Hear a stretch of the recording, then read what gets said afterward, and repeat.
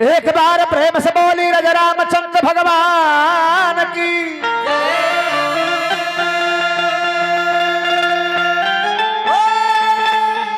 पवन सुत हनुमान की।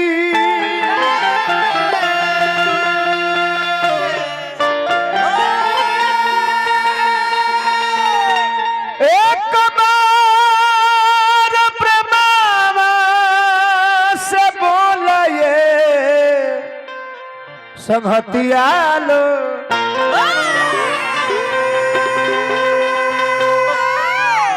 मुरली मनोहर घन श्याम की।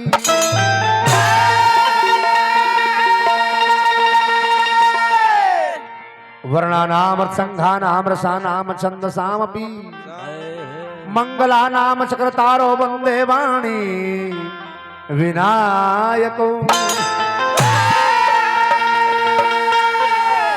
गजाननं भूतगणादि सेवितं कपितजम्बु फलचार भक्षणं उमासुतं शोक विनाशकारिकं नमामि विघ्नेश्वर पाद पंकजं।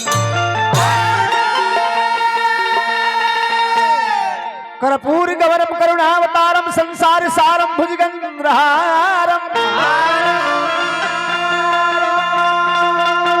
सदा वसंतम हृदयारविंदे भवम भवामी सहितम नमामि।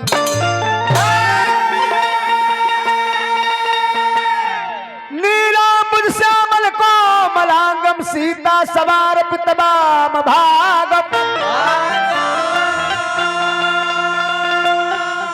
पाणो महाशय चार चापम नमामि रामम रघुवंशनाथम।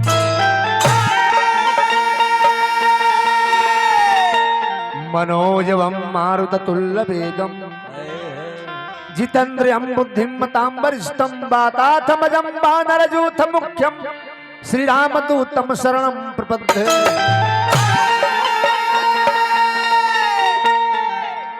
गुरुर्ब्रह्मा गुरुर्विष्णु गुरुर्देव महेश्वर।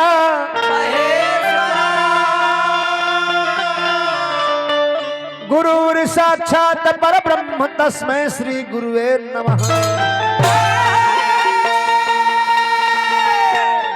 प्रेम से बोल दी अपने अपने माता पिता के संग संग गुरुजी महाराज की। ये दुनिया में सनातन धर्म के अनुसार न देवता के कमी बा और न ही ग्रंथ के कमी बा।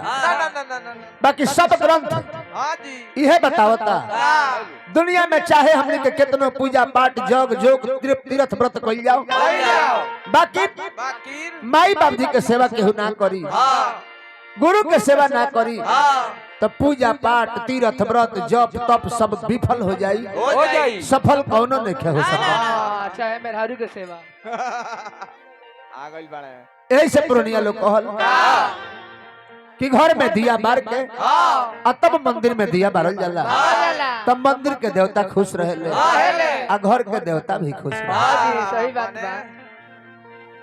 बाकी संगीत के माध्यम से वो संगीत के अधिष्ठात्री जेकरा हाथ में बीड़ा पुस्तक सभयमान बा, हंस के सवारी बा, विद्या के सागर हवी आ सब गुण में आगर हवी, वही महतारी के आराधना प्रार्थना करो।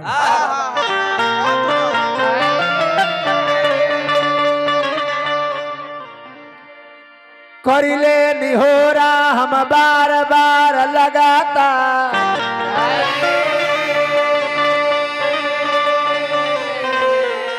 दे के दुलार प्यार जियरा जुड़ाई दो।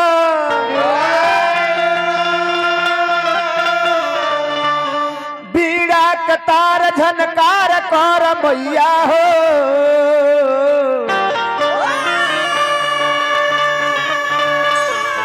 असरा हमारी आज यही जे पुराई दो।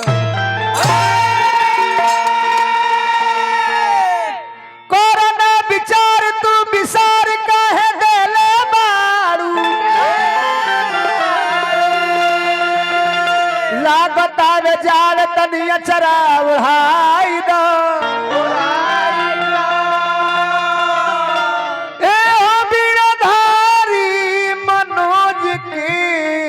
महतारी सुन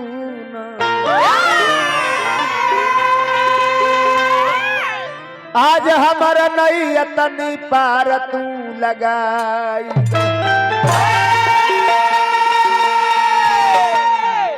तले का हुई माई के आराधना कैले तले की हे माई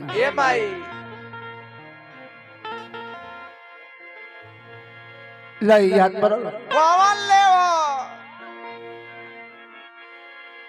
बैठल रोवेली गुजरिया हो चुनरिया में दाग लग गई कैसे जैब पिया के सजरिया हो चुनरिया में दाग लग गई तले कहो बिना बात नहीं सकले कि हे माँ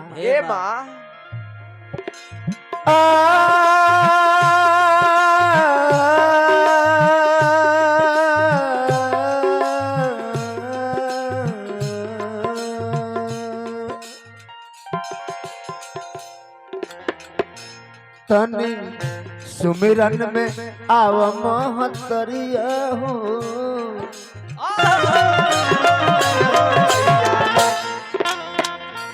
तनी सुमिरन में आव महतरिया हो लड़का गुहार करता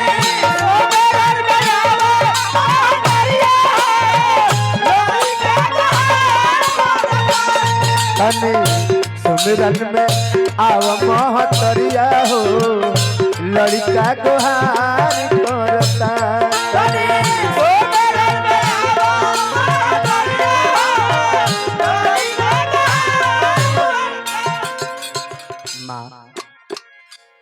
तनी फेरी न हमरो पर नजरिया हो